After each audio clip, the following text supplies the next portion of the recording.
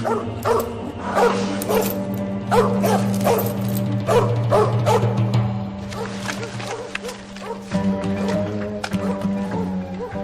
yetişemeden köpekler parçalayacak bu şerefsizi. Bu taraftan komutanım. Yakınlarda eski bir fabrika var. Oraya girdi herhalde. Olduğunu nereden biliyorsun? Baksanıza komutanım.